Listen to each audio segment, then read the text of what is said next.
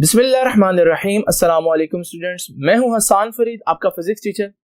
आज का हमारा आर्टिकल है मोमेंटम एंड एक्सप्लोसिव फोर्सेस के बारे में। तो आइए सबसे पहले जानते हैं कि एक्सप्लोजन क्या होता है।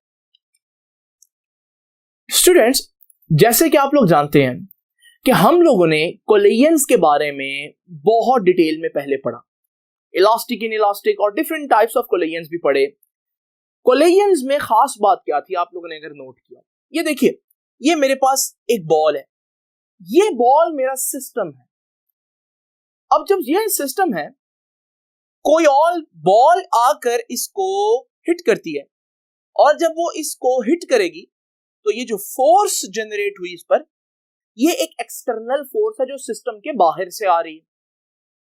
और इस सूरत में हम कहते हैं कि ये जो सिस्टम डिस्टर्ब हुआ है, ये एक्सटर्नल फोर्सेस की वजह से डिस्टर्ब हुआ है। और हमने देखा कि ऐसे कोलिजन्स में law of conservation of momentum hold करता है, मतलब इनिशियल मोमेंटम और फाइनल मोमेंटम सेम होते हैं। लेकिन आज का सिस्टम थोड़ा सा डिफरेंट है। यही बॉल है, जस्ट इमेजिन करें मैं इस बॉल के अंदर एक फायर क्रैकर डाल देता हूं।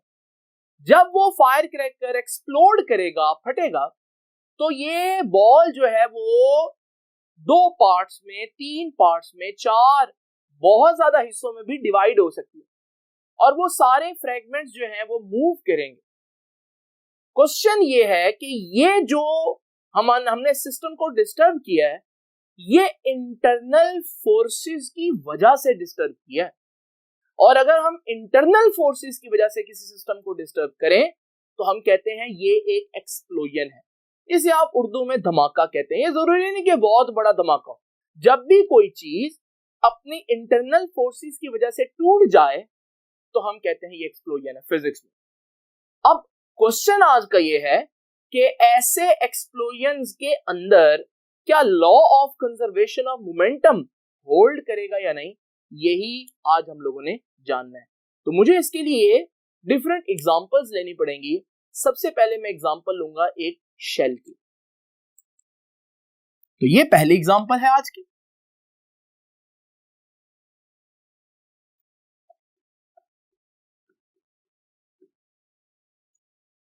ये देखिए, एग्जांपल नंबर 1 है एक्सप्लोजन ऑफ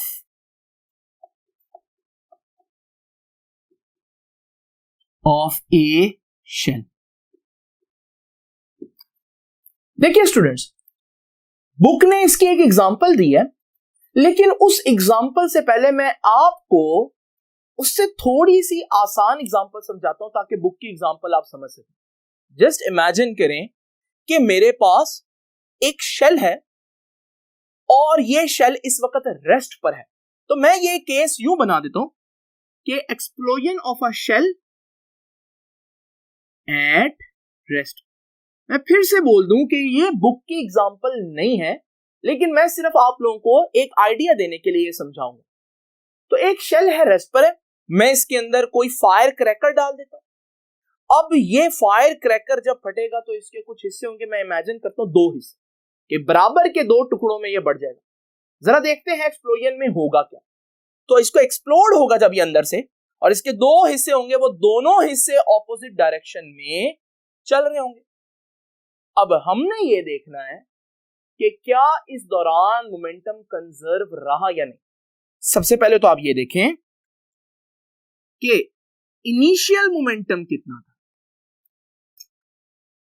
तो आप देखेंगे कि हमारा सिस्टम यानी कि शेल रुका हुआ था, रेस्ट पर था, तो इनिशियल मोमेंटम कितना हुआ, 0।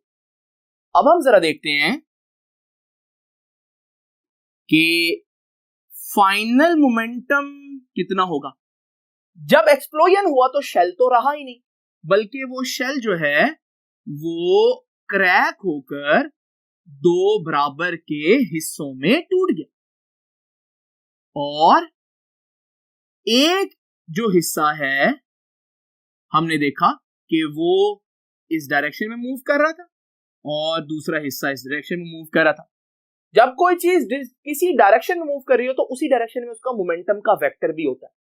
मोमेंटम एक्चुअली सिंगल नहीं है, मोमेंटम जो है वो प्लूरल वर्ड है, एक चीज के एक फ्रैगमेंट के हिस्से को मोमेंटा कहेंगे।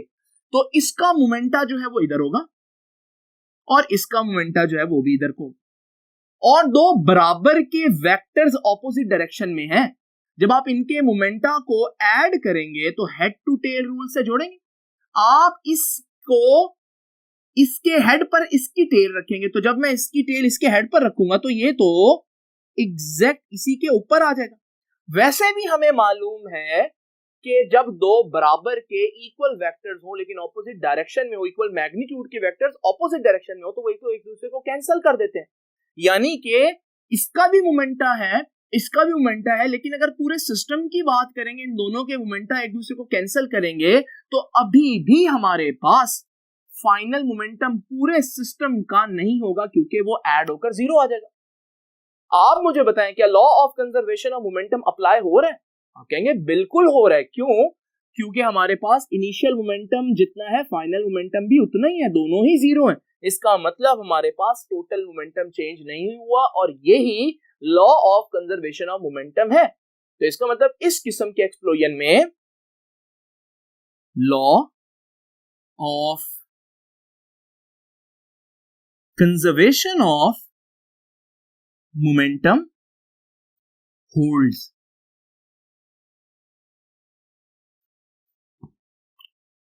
अब जरा देखते हैं कि जरूरी तो नहीं कि दो ही हिस्से हों, तीन हिस्से भी तो हो सकते हैं।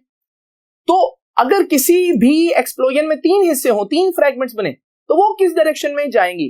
वो कैसे चूज करेंगी कि भाई हमने किस डायरेक्शन में जो है वो फ्लाई करना है? उनके लिए ये लॉ है जो उनको बताएगा किस डायरेक्शन में फ्लाई करना है। फॉर एग्जाम्पल जरा देखिए, इसमें ये हमारे पास वही शेल है और ये शेल अब तीन हिस्सों में टूटेगा। अभी ये रेस्ट पर है, जब ये तीन हिस्सों में टूटेगा तो इसकी ये तीनों फ्रैगमेंट्स जो हैं, ये तीन फ्रैगमेंट्स बनी इस डायरेक्शन में। अब आप कहेंगे सर ये इस तरह से ही क्यों फ्रैगमेंट्स बनी?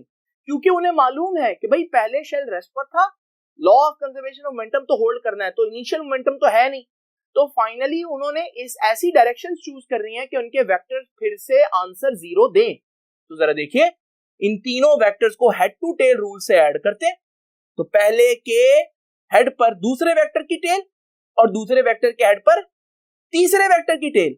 अब जरा देखें, पहले की टेल और लास्ट का हेड तो आपस में कंसाइड कर रहा है। आपको मालूम है जब भी वेक्टर्स क्लोज पाथ बनाए तो इसका मतलब उनका रिजल्टेंट कितना है? जीरो। इसका मतलब अभी भी इनका टोटल मोमेंटम कितना आ रहा है? जीरो। और ना सिर्फ ये तीन हिस्से, आप चार हिस्से कर लें। आप देखेंगे जो चार हिस्से हैं वो ऐसी डायरेक्शन चूज करेंगे कि फिर से आप उनको जब ऐड करेंगे तो उनका मोमेंटम जीरो आएगा टोटल, क्योंकि उनके वेक्टर्स ऐड होकर जीरो रिजल्टेंट देंगे। आप लोगों ने देखा कि जितने मर्जी हिस्से हो जाएं, आपका law of conservation of momentum explosions में एप्लीकेबल है। लेकिन अभी तक एक बात जो हम लोगों ने नोट की वो ये कि मैंने शेल को स्टार्टिंग पोजीशन में रेस्ट पर रखा हुआ था, लेकिन ये जरूरी भी तो नहीं। अगर एक शेल जो है वो फॉल कर रहा हो, गिर रहा हो, और फिर गिरते हुए वो फटे, एक्सप्लोड करे, फिर क्या सिस्टम बनेगा? ये वो एग्जांपल है जो बेसिकली आपकी बुक ने चूज की है। तो अब मैं वो एग्जांपल देखने लगा हूं जो आपकी बुक ने डिस्कस की। तो ये देखिए, तो मैं इसको एग्जांपल को इस तरह कहूंगा कि explosion of a falling shell. एक शेल जो गिर रहा है, जब वो एक्सप्लोड होगा तो क्या होगा? अब आप सोचें स्टूडेंट्स कि ये शेल गिर रहा है और मैं इसके अंदर ऑलरेडी एक फायर क्रैकर डाल चुका हूं।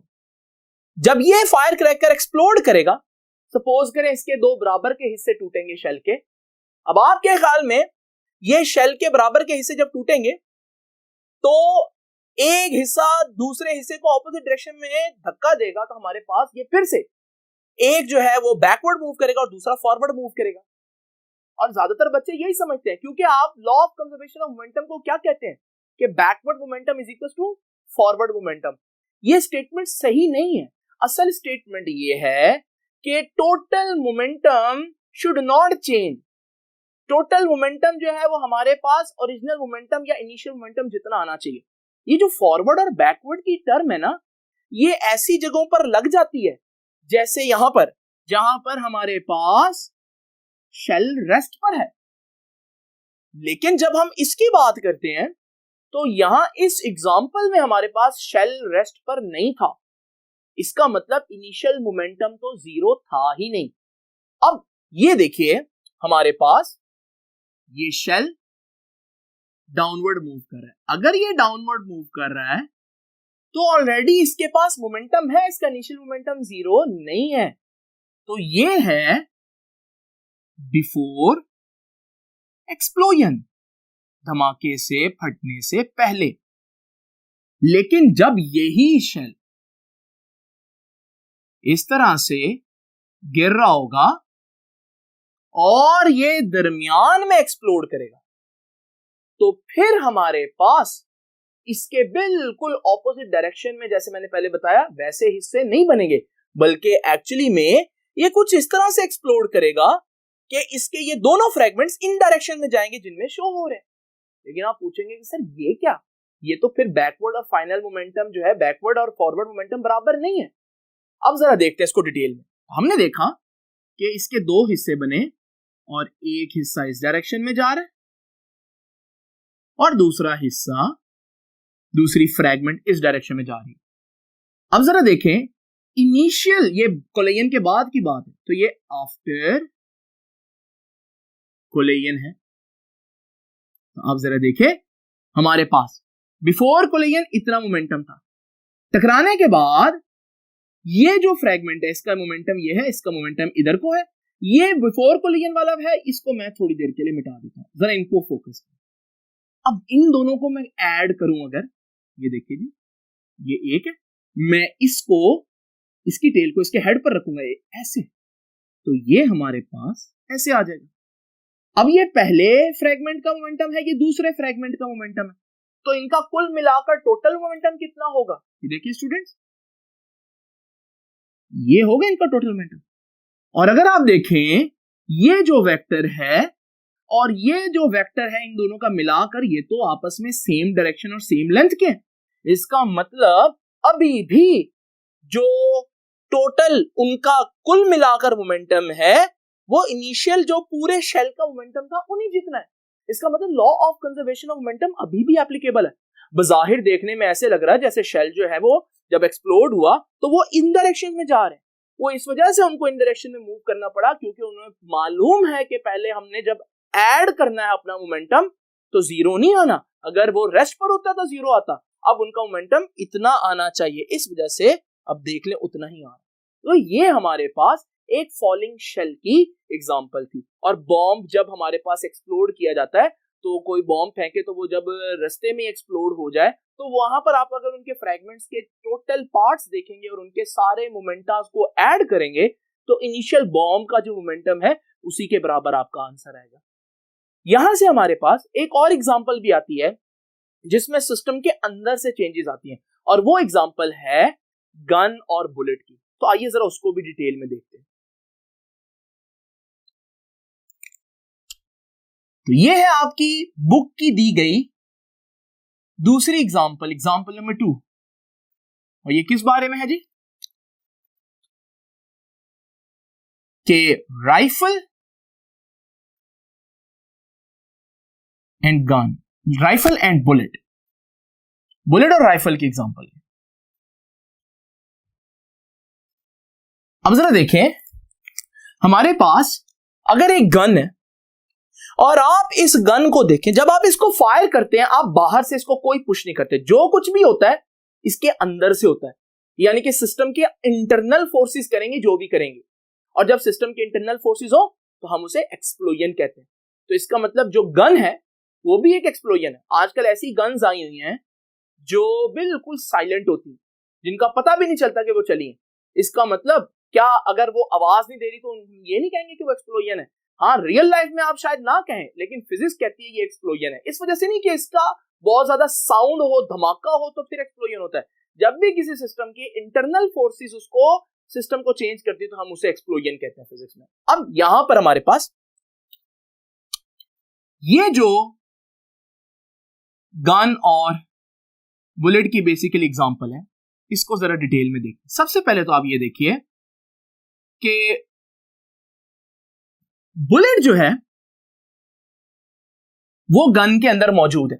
मैं गन का बाकी सिस्टम नहीं बनाता। अब जैसे ही एक्सप्लोजन होगा तो डेफिनेटली ये बुलेट आगे को जाएगी, मगर सबसे पहले तो ये देखें कि इस वक्त सिस्टम का टोटल मोमेंटम क्या है। आप देख रहे हैं सिस्टम से मुराद यहां गन और बुलेट है, और पूरा सिस्टम गन और बुलेट दोनों इस वक्त रेस्ट पर है। इनिशियल मोमेंटम 0 हुआ।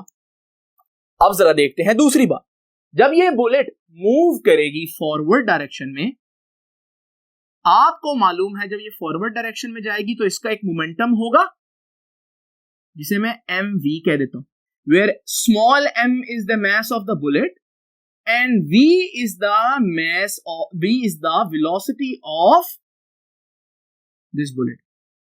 तो मैं ये कह देता हूं कि mv।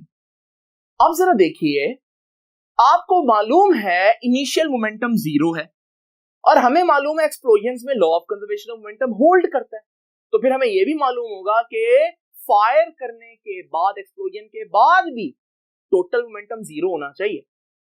लेकिन टोटल मोमेंटम तो 0 नहीं लग रहा, क्योंकि बुलेट जो है वो उसने अपने एक मोमेंटम गेन कर लिया। आप इस वेक्टर को 0 कर सकते हैं अगर आप इसके बराबर का एक वेक्टर ऑपोजिट डायरेक्शन में हो, यानी कि अगर बुलेट आगे को जा रही है और उसका मोमेंटम आगे को है लेकिन टोटल मोमेंटम 0 भी करना है, तो बैकवर्ड कोई मोमेंटम जनरेट होना चाहिए, और वो मोमेंटम पता है किसका होगा? वो गन का मोमेंटम होगा। और आपने देखा है कि गन को पीछे को एक झटका लगता है। क्यों लगता है? ताकि law of conservation of momentum को होल्ड किया जा सके, अप्लाई किया जा सके, वो एप्लीकेबल रहे। अब इसका मोमेंटम गन का जो मास है वो m कैपिटल में, और उसकी जो बैकवर्ड वेलोसिटी है मैं उसको v डैश कहता हूं। जरा स्टूडेंट्स यहां पर law of conservation of momentum apply करते हैं। हमें मालूम है कि इनिशियल मोमेंटम था 0, फाइनल मोमेंटम यानी कि फायर होने के बाद मोमेंटम कितना है वो भी हम देख लेते हैं। फाइनल मोमेंटम में 2 चीजों का मोमेंटम है, एक तो इस बुलेट का मोमेंटा विच इज mv, और एक राइफल का momenta which is capital M and v dash. अब law of conservation of momentum वो तो अप्लाई होना ही होना है, ये तो हम पहले ही प्रूव कर चुके हैं। तो according to law of conservation of momentum क्या कहता है ये लॉ कहता है कि initial momentum of the system must be equal to final momentum of the system. अब इनिशियल मोमेंटम कितना था? 0। फाइनल मोमेंटम कितना है? mv plus capital mv। Students आपको मालूम है कि अगर मैं v डैश की वैल्यू यानी राइफल की वेलोसिटी निकालना चाहूं तो मैं इसको एक तरफ रखूंगा और ये mv उधर जाकर माइनस हो जाएगा, तो ये v डैश फिर किसके बराबर आएगा? ये mv उधर जाकर डिवाइड हो जाएगा। और ये बड़ी इंपॉर्टेंट बात पता चलेगी। ये देखिए इस इक्वेशन को गौर से देखिए। इस इक्वेशन में ये जो हमारे पास v डैश है, this is the velocity of the rifle, और ये जो m है कैपिटल, ये उस राइफल का मास है। देखिए भाई law of conservation of momentum कितना जबरदस्त है। ये बता रहा है कि हमारे पास ऊपर आ रहा है किसकी वेलोसिटी? बुलेट की, तो बहुत कम। नीचे आ रही है राइफल की वेलोसिटी, वो तो उसके मुकाबले में बहुत ज्यादा होगी। आप जब किसी बहुत थोड़ी वैल्यू को बहुत ज्यादा वैल्यू से डिवाइड करें तो आंसर तो बहुत छोटा आता है। वो आंसर इतना कम होगा कि जब वो v यानी कि बुलेट की वेलोसिटी से मल्टीप्लाई होगा वो छोटा आंसर तो हमारे पास आंसर और छोटा आएगा, यानी कि राइफल की वेलोसिटी बुलेट की वेलोसिटी के मुकाबले में बहुत कम होगी। और उसकी रीजन क्या है? क्योंकि राइफल का मैस इतना ज्यादा है, उन्होंने अपनी वेलोसिटीज नहीं बराबर रखनी, उन्होंने अपना मोमेंटम बराबर रखना है। मिसाल के तौर पर अगर ये मोमेंटम आगे को निकला है लाइक 1000 और उसकी वेलोसिटी थी, मोमेंटम तो mv होता है, अब mv 1000 है, उसका मैस अगर 10 हो तो वेलोसिटी 100 हो तो 1000 बनेगा ना। लेकिन अब इसने गन ने भी पीछे मोमेंटम कितना रखना है? 1000 ही रखना है, लेकिन गन का तो अपना मास ही 500 होगा, तो फिर उसको वेलोसिटी कितनी रखनी है? सिर्फ 2, और उसका 1000 बन जाएगा। इसका मतलब गन क्योंकि हैवी है, तो जब वो वापस उसको झटका लगेगा, इसे हम एक टर्म देगी बुक, रिक्वाइल्स बैक। क्या वर्ड है ये? मैं जब ये वापस को झटका लगना, इसे हम बोलते हैं रिक्वायर्स बैक। तो क्या वो वेलोसिटी जो हमारे पास बुलेट की वेलोसिटी है, क्या गन भी उसी वेलोसिटी से रिक्वाइल बैक होगा? नहीं, बल्कि गन उस वेलोसिटी के बहुत कम हिस्से से वापस पलटेगा, रिक्वाइल बैक करेगा उसकी फ्रैक्शन पार्ट से। तो ये law of conservation of momentum की बदौलत है। क्या ये बड़ा जबरदस्त चीज नहीं है? ऑफ कोर्स है। इमेजिन करें अगर ऐसा ना होता, गन भी उसी वेलोसिटी से वापस आती जिससे बुलेट आगे को गई है, तो बुलेट के दुश्मन को हिट करने से पहले पहले गन ही आपको हिट कर देती थी और आप मर जाते। लेकिन रियलिटी में ऐसा नहीं है, और ये झटका फिर भी, हालांकि वेलोसिटी बहुत कम है लेकिन मोमेंटम तो बहुत ज्यादा है ना, तो ये जो गन झटका लेती है ये इतना ज्यादा जोर से पीछे लेती है, इसलिए जब राइफल यूज कर रहे हो सोल्जर्स, तो वो राइफल को इस मसल्स के अंदर दबा के रखते हैं ताकि वो जो शॉक लगे वो शॉक को एब्जॉर्ब कर सके। तो स्टूडेंट्स, आपने देखा कि एक्सप्लोजन्स में भी law of conservation of momentum जो है वो अप्लाई होता है। हकीकत ये है कि law of conservation of momentum एक यूनिवर्सल लॉ है, और ये कायनात में किसी भी जगह चले जाएं, किसी भी प्लैनेट में चले जाएं, किसी भी गैलेक्सी में चले जाएं, law of conservation of momentum छोटे से छोटे लेवल, चाहे इलेक्ट्रॉन, प्रोटॉन, न्यूट्रॉन्स की बात करें, और बड़े से बड़े लेवल, चाहे गैलेक्सीज की, स्टार्स की बात करें, हर जगह पर एप्लीकेबल। तो ये था आज का टॉपिक। आपसे मुलाकात होगी इंशाल्लाह नेक्स्ट टॉपिक में। तब तक के लिए अल्लाह हाफ़िज़।